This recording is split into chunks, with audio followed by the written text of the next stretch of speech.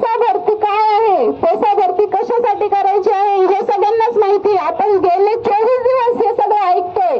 हे डबल सांगण्याची या ठिकाणी गरज नाहीये.